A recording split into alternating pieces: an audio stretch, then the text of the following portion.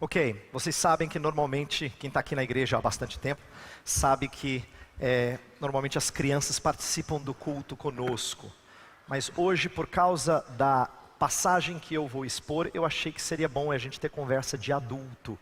Por isso que hoje eu vou conversar de adulto para adulto, porque normalmente as coisas que eu falo aqui, crianças não são permitidas ouvir em casa, e é bom que elas não sejam permitidas ouvir algumas dessas coisas em casa e nem ver essas coisas em casa.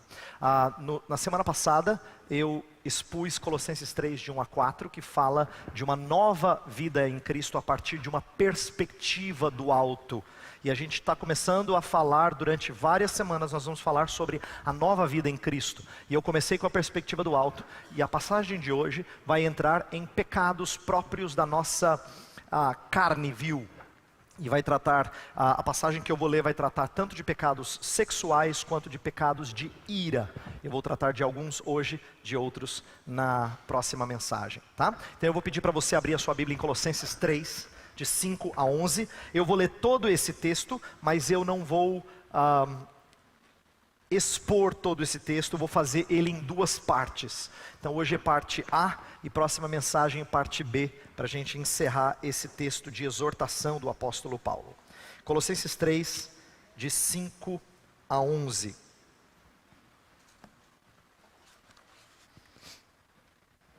Colossenses 3, a partir do verso 5, diz assim: assim façam morrer tudo que pertence à natureza terrena de vocês: imoralidade sexual, impureza, paixão, desejos maus e a ganância, que é a idolatria.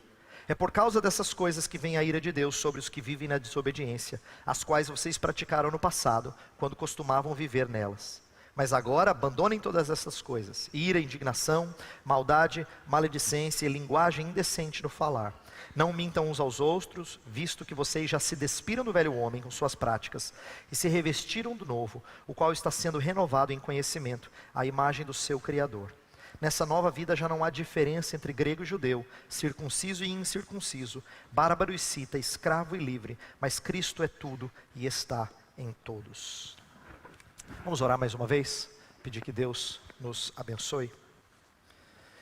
Senhor, estamos diante da Tua palavra, um texto que nos exorta a vivermos vida limpa, e quando somos impactados por textos assim, nós suplicamos a Tua orientação. Peço que Tu me ajudes no meu linguajar, na minha expressão, na maneira como eu comunico as verdades da Tua palavra, e o Senhor ajude os meus irmãos e irmãs que estão aqui, para que recebam essa palavra como vinda do Senhor, e isto fale ao coração deles, e eles meditem nessa palavra nos próximos dias que se seguem, para que nós sejamos cada vez mais moldados e lapidados à imagem do Teu Filho Jesus. Nós oramos em nome dEle. Amém. Eu vou me deter nos versos 5 a 7 e quero então explorar os outros versos numa próxima ocasião. Na semana passada eu falei de como nós somos ressurretos com Cristo Jesus, nós fomos unidos a Cristo Jesus numa vida de exaltação. Ele ressurgiu, subiu aos céus, está sentado à destra do Pai e um dia vai voltar. E eu falei que essa vitória de Cristo também é a nossa vitória. Na vida de quem ressurgiu com Cristo, tudo que é próprio da vida antiga precisa morrer. E esse é o ponto do qual eu vou tratar nessa manhã. Tudo que é próprio da vida antiga precisa morrer. Todavia, assim como a gente é nova criação, mas a gente ainda não vive no novo céu, na nova terra, há um sentido em que a gente já morreu e ainda tem que morrer, e ainda está morrendo. Nosso texto vai trabalhar com uma morte que é gradativa, em contraste com uma morte que é definitiva, que ele já explicou no texto anterior.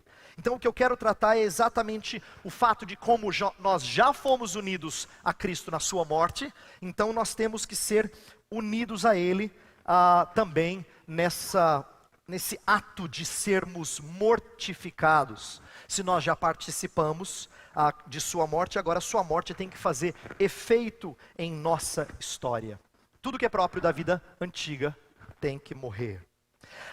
Quando eu falei na semana passada sobre sermos unidos a Cristo, eu falei de uma perspectiva do alto, eu falei de como é importante Cristo nos dar um olhar de cima, em que a gente vê a vida de maneira diferente, e isso transforma o nosso ser. Por que é importante eu repetir isso? Porque quando eu falei na semana passada sobre essa perspectiva do alto, eu não quero que você veja ela simplesmente como uma coisa bonita da qual você tem que aprender. Em primeiro lugar, ela é a sua motivação. Você não precisa de mais motivação do que ela te dá. Mas ela é mais do que só motivação. Se fosse motivação, seria simplesmente Jesus Cristo como um personal trainer dizendo assim, vamos lá.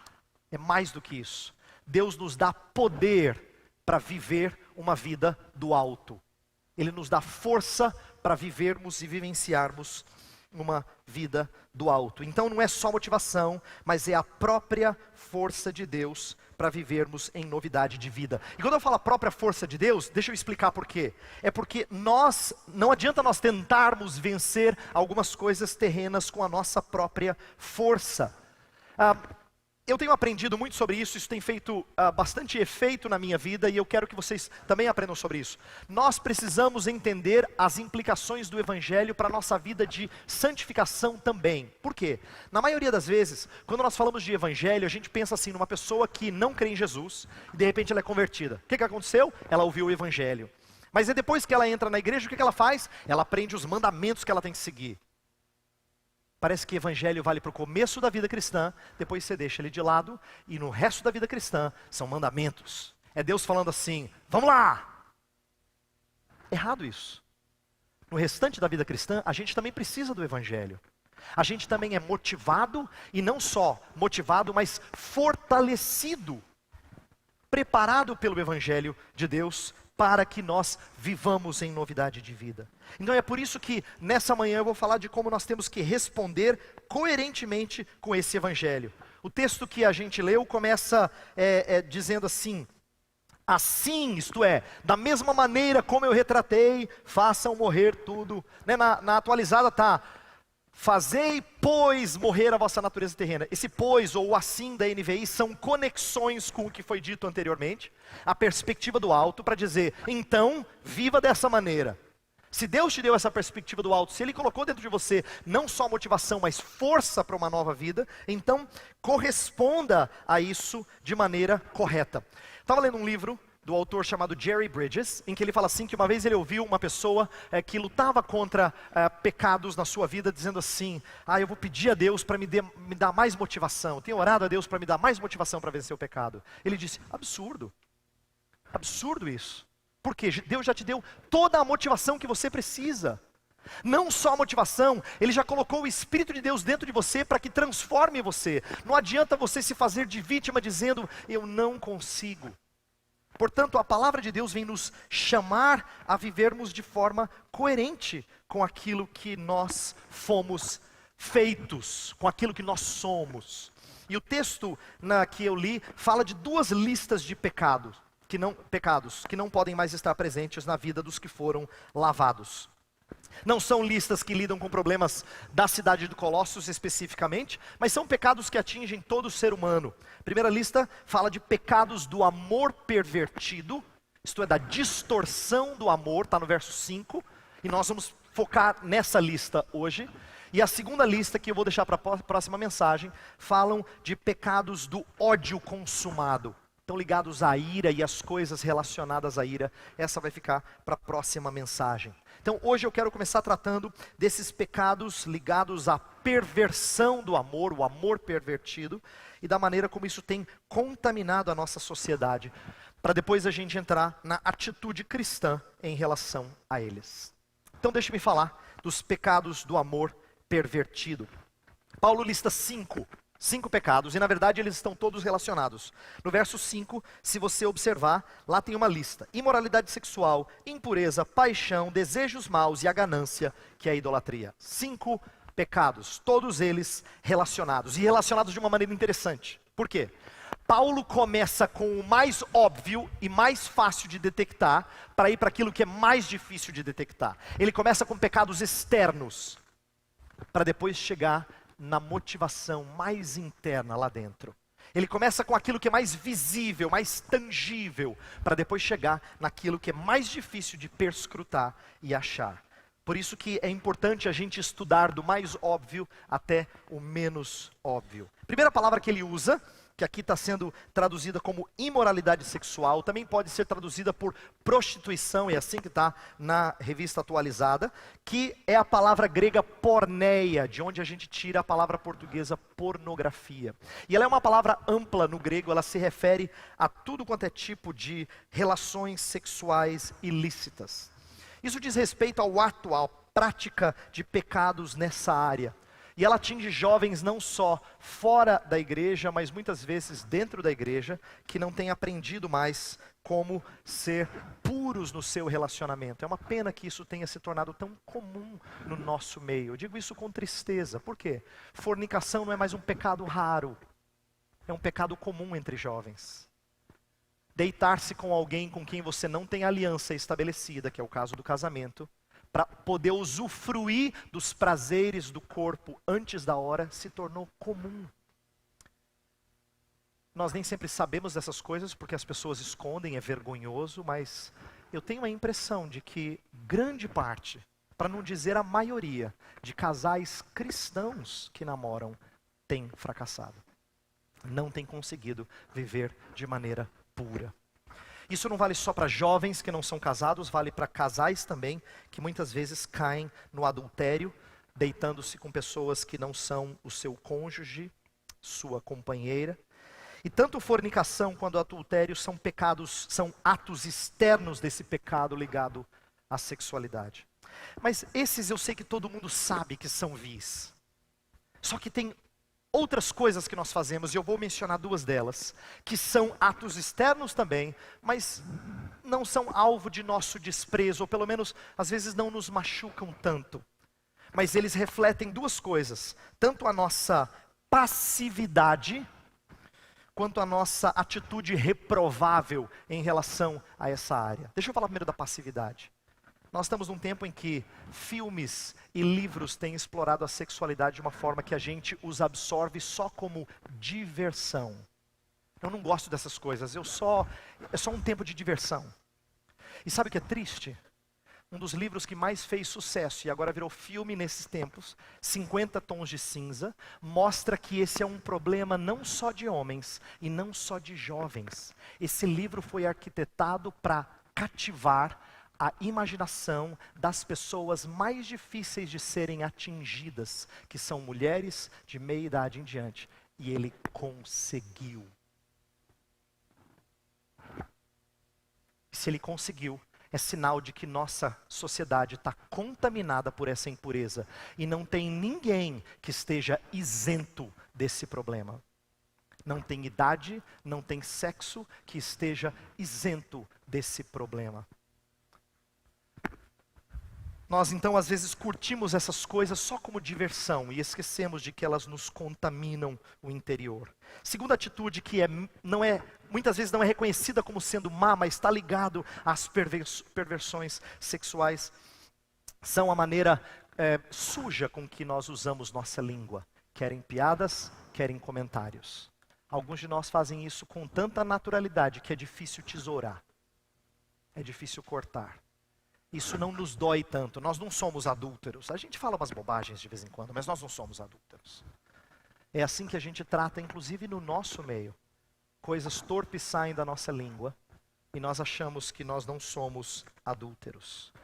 Mas Paulo vai começar a entrar mais profundamente, aí ele vai bater em todo mundo. Porque ele sabe que esse é um problema não só externo, esse problema é interno.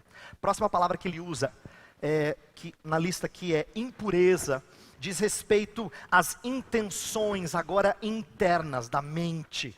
Jesus ensinou que só o olhar para a mulher com intenção impura já é adultério.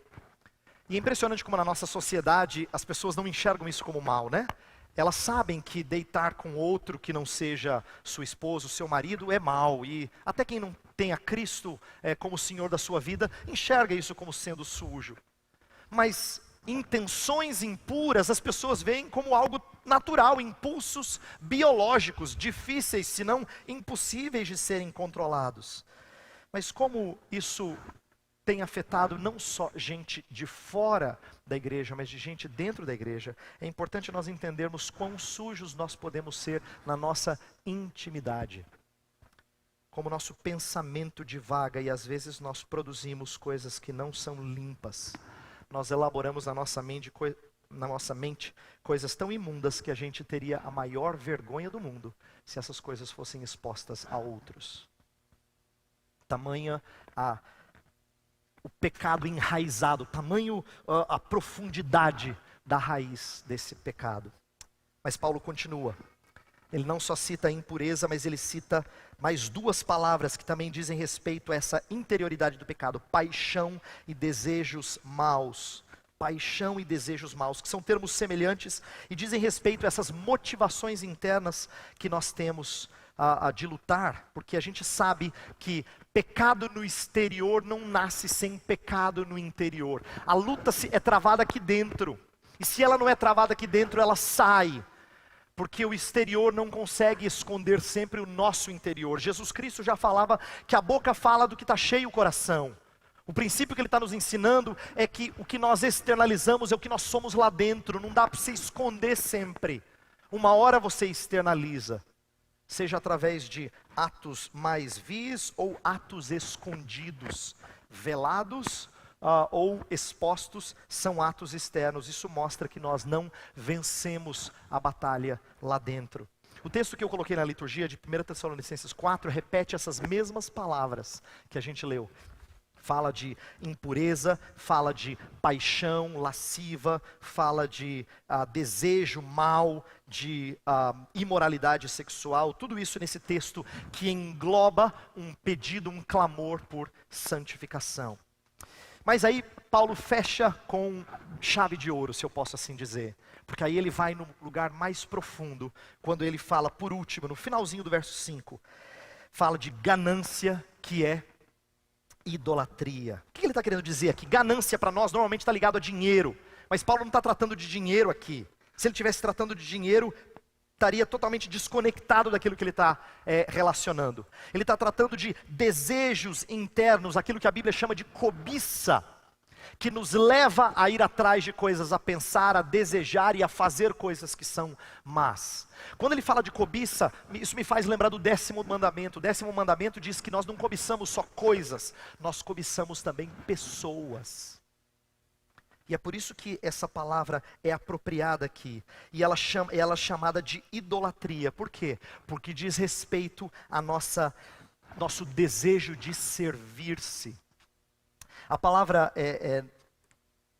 ganância, assim como a ideia de cobiça, essa palavra traduzida por ganância ou cobiça, ela diz respeito à nossa insaciabilidade. Me surpreendi quando eu vi que no original a palavra grega significa ter mais.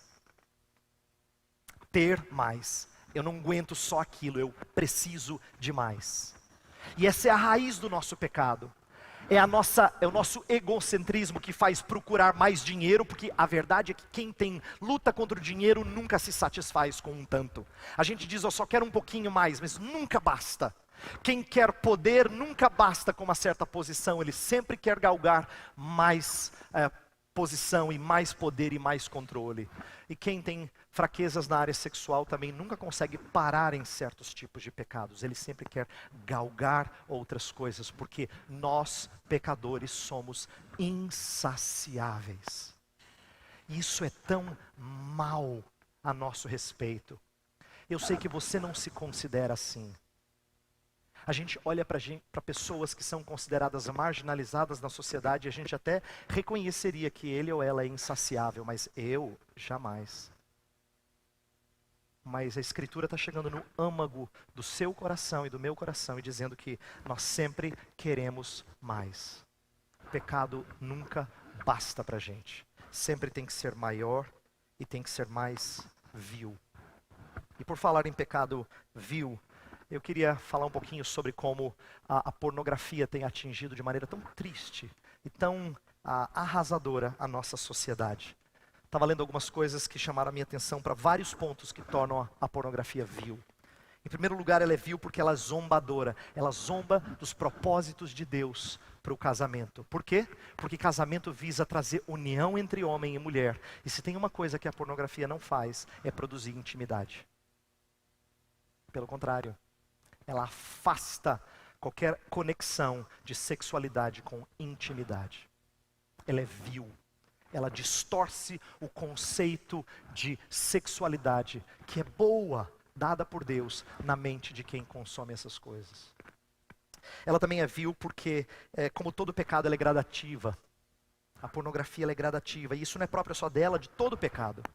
Lendo um livro que falava sobre isso, ele faz uma pergunta que é tão penetrante. Ele falou assim: você já se assustou com a natureza gradativa de seus desejos impuros?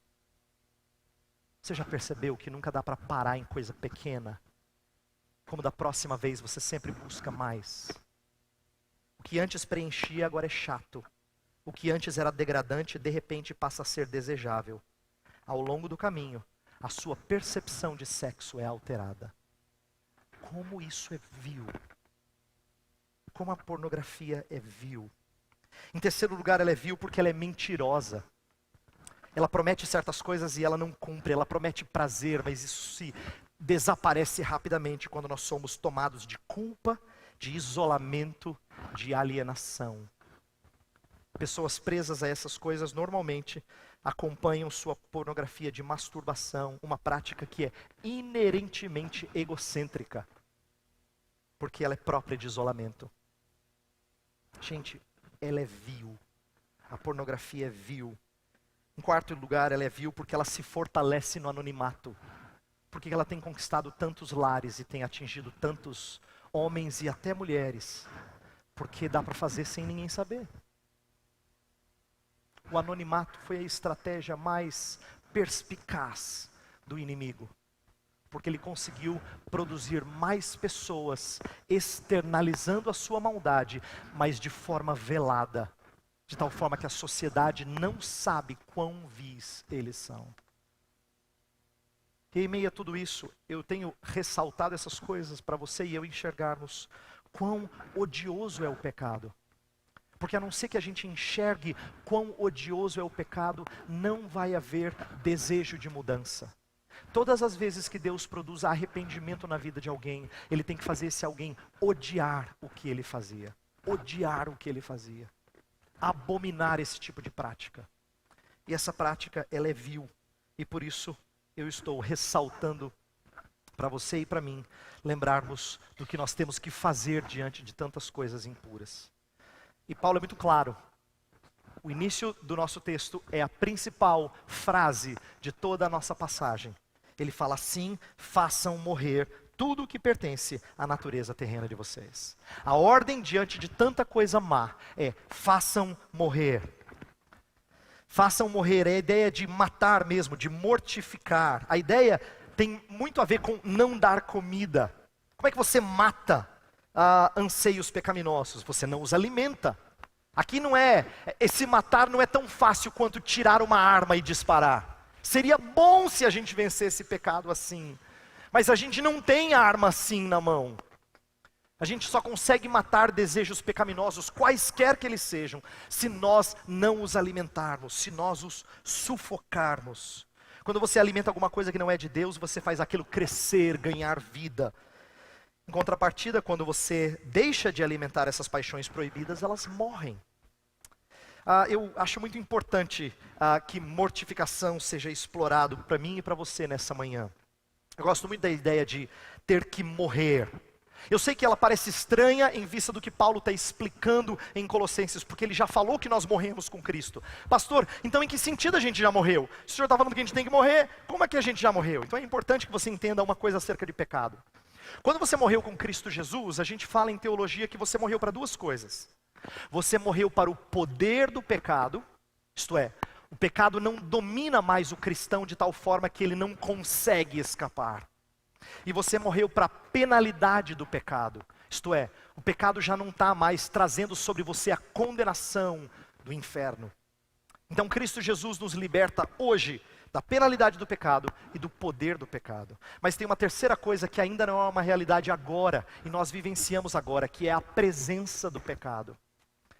A verdade é que o pecado não domina mais sobre nós, mas ele ainda exerce influência sobre nós. É por isso que Paulo entende que dia após dia ele morria, ele fala isso em 1 Coríntios 15. Dia após dia eu morro. Em Romanos 8,13 ele diz assim: porque se viverdes segundo a carne, caminhais para a morte. Mas se pelo Espírito mortificardes os feitos do corpo, certamente vivereis. Paulo não está falando que a gente não é vivo, a gente já é vivo, mas a gente experimenta mais vida quando a gente faz morrer as coisas terrenas. Eu estava ponderando sobre isso essa semana e algo me veio à mente que é muito saudável você entender para que isso fique mais claro. Eu louvo a Deus pela maneira como o apóstolo Paulo foi conduzido pelo Espírito a falar da ideia de morte. Porque morte é uma coisa que nos incomoda. A gente não gosta de falar de morte. Morte é o tipo da coisa que a maioria das pessoas diz assim, nem fale, não gosto dessas coisas. Mas com respeito a tratar do pecado, morte é especificamente sábio.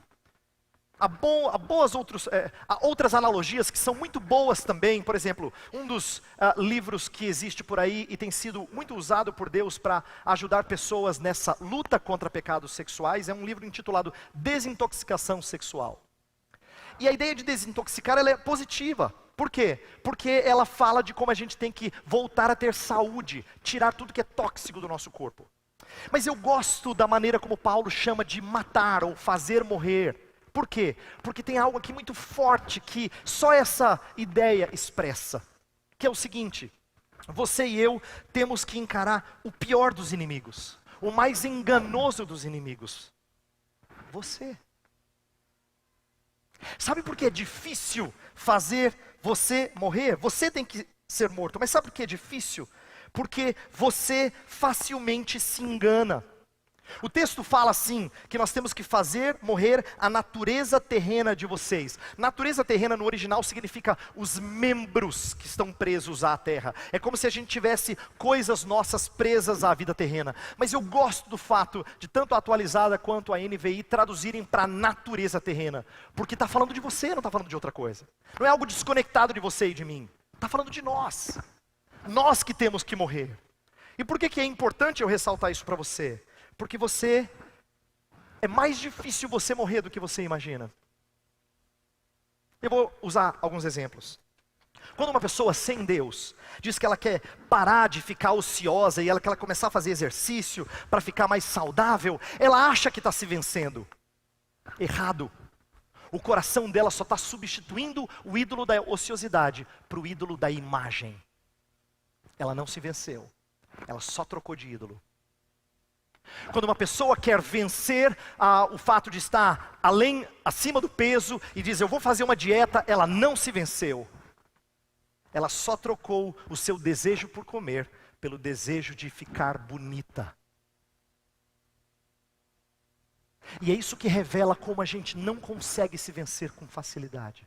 Nós somos mais enganosos, mais sorrateiros do que a gente imagina. É por isso que eu queria que você entendesse que não dá para você se matar. Essa é a triste notícia para quem não tem Deus. Para você se matar, você precisa de alguém maior que você. Para você fazer morrer, você precisa de alguém maior que você. Só é possível vencer a sua natureza terrena se Cristo está em você. É impossível, do contrário é impossível. Você precisa de alguém mais forte. Você não tem forças em si mesmo. Mas Cristo dá forças àqueles que são dele. E essas forças não vêm para que você faça morrer assim. Essa morte é lenta, ela é gradativa. E é por isso que ela cansa. Quem luta contra pecados sabe que esse é um processo lento e doloroso. Muitas vezes a gente fica sobrecarregado de fracasso após fracasso. Matar todo dia é cansativo, sim. É preciso ter muita persistência. Mas eu queria dizer uma coisa a você. Esse é o único assassinato que eu conheço que agrada o seu Deus. Eu quero que você seja homicida de você mesmo, com a força que Cristo dá a você. No final do nosso texto ele ainda diz que há duas razões que devem nos impelir a fazer morrer. A primeira delas é o pecado traz o juízo de Deus, está no verso 6. Fala assim, é por causa dessas coisas que vem a ira de Deus sobre os que vivem na desobediência. A ira de Deus vem sobre aqueles que vivem nessa prática de pecado. Paulo está se referindo à ira de Deus após nós vivermos nessa prática do pecado. E é fato que ele traz, em vários outros lugares, quando ele trata de listas de pecados, ele também menciona a ira de Deus. Isso significa que Deus sempre lida com pecado. No caso dos incrédulos, lá em Romanos 1, diz que Deus entrega eles a mais pecado. Essa é uma das maneiras de Deus punir agora, antes de trazer o juízo vindouro. Então uma das coisas que o apóstolo Paulo nos lembra é que Deus é santo, Deus não brinca com o pecado. É verdade que o nosso Deus é misericordioso, é amoroso, mas Ele não quer ser provocado. A ira de Deus vem sobre aqueles que vivem nessa prática de pecado. Então Paulo chama a nossa atenção para essa realidade, para que a nossa mensagem de Deus em Cristo não seja uma mensagem unilateral do amor de Deus, do perdão que nós temos em Cristo. Isso é totalmente verdadeiro e lindo, mas Deus não deixa pecado impune. E é por isso que nós precisamos entender que a ira de Deus vem sobre estes que não largam esses pecados. A segunda motivação, razão pela qual o apóstolo Paulo cita que nós não devemos viver mais nessas coisas, está no verso 7. Verso 7 ele diz assim: as quais vocês praticaram no passado, quando costumavam viver nelas. A segunda razão é que o pecado é parte do passado do cristão. Ela não combina mais com a nossa nova vida. Não combina. Perceba que as duas razões que ele passa no versos 6 e 7 têm a ver com o caráter de Deus e com o seu novo caráter. Por quê? Porque a ira de Deus revela quem é Deus, o caráter de Deus, as suas virtudes, enquanto que você não mais andar nessas coisas que você andava no passado, refere-se à imagem de Deus em você. Então, Paulo está dando duas razões, tem a ver com quem é Deus e agora quem é você, para que você não viva mais nessas coisas, nessa prática. Por que eu estou falando tudo isso e agora encerrar agora? Porque eu sei que todos nós sabemos que o pecado sexual está errado. Eu só queria chamar a sua atenção nessa manhã para o fato de que nós temos dificuldade de deixá-lo. E aí a pergunta é, por que a gente tem dificuldade de deixá-lo? Porque pessoas de diferentes sexos, idades, regiões, tempos, lutam contra esse pecado. A maioria dos cristãos que se sente cativa de tal pecado diz assim: eu não consigo parar, pastor. É mais forte do que eu.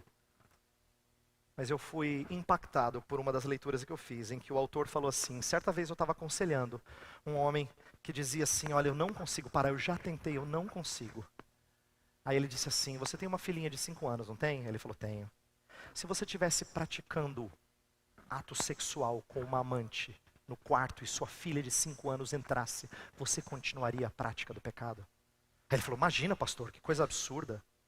Ele disse: está vendo? Você tem um sentimento mais forte do que seu impulso sexual. É o seu medo de pessoas.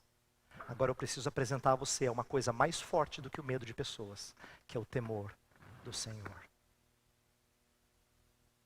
Como foi revelador para mim saber que é verdade. Impulso nenhum é incontrolável. Diferente do que as pessoas dizem, impulso nenhum é incontrolável. Porque nós temos coisas que nós não queremos que os outros descubram. Então isso é mais forte ainda do que o impulso por essas coisas impuras. O que isso revela é que, na verdade, nós não somos incapazes de parar. Então por que a gente não para, pastor? Qual é o X da questão? Eu acho que nosso problema é que a gente é incrédulo. O nosso problema é que a gente é incrédulo. Nós somos incrédulos. Nós não acreditamos de todo o coração que há mais alegria na obediência e mais recompensa na pureza do que nos prazeres transitórios do pecado. No fundo, a gente não acredita. Nós não acreditamos que o amor por Deus é satisfatório acima de todas as coisas. É por isso que a gente ama outras coisas. É por isso que nós somos insatisfeitos com algumas coisas nessa vida. Eu sei que as razões para irmos para esses pecados são variadas. E na verdade, hoje eu falei só de uma gama delas, mas tem tantas outras coisas ligadas à imagem e à sensualidade, ao desejo de ser benquisto ou benquista. Tudo isso está dentro desses pecados. Mostra como nós somos dificilmente vencidos senão pelo poder do Evangelho de Jesus Cristo em nós. Por isso, eu queria terminar a minha palavra nessa manhã, não só dizendo, não só confrontando você, não só exortando você. Eu queria que você soubesse que a não ser que você creia em Jesus Cristo, de novo, que você renove a sua fé no poder transformador do Evangelho de Jesus. Se você não confiar no fato de que você está unido a Cristo e sua vida é vida de vitória, isso não vai acontecer. Você não vai vencer, mesmo sendo um cristão. Triste eu dizer isso para você. Se nessa manhã você não renovar sua confiança no Evangelho de Cristo Jesus, você não vai vencer. Por isso eu queria clamar você para crer nessa manhã. Falei, pastor, mas eu já sou crente. Não tem importância. Creia de novo. Creia de novo. Peça ao Senhor Deus que faça você viver em conformidade com o que você já é. Ressuscitado com Cristo Jesus. Assentado à destra de Deus em lugares celestiais. Vamos orar.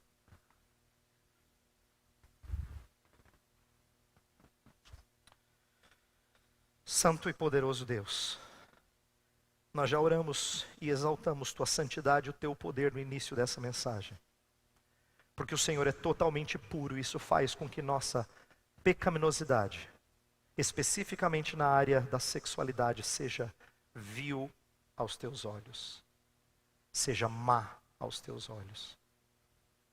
Ó Senhor Deus, nós pedimos que o Senhor nos faça contritos e arrependidos nessa manhã.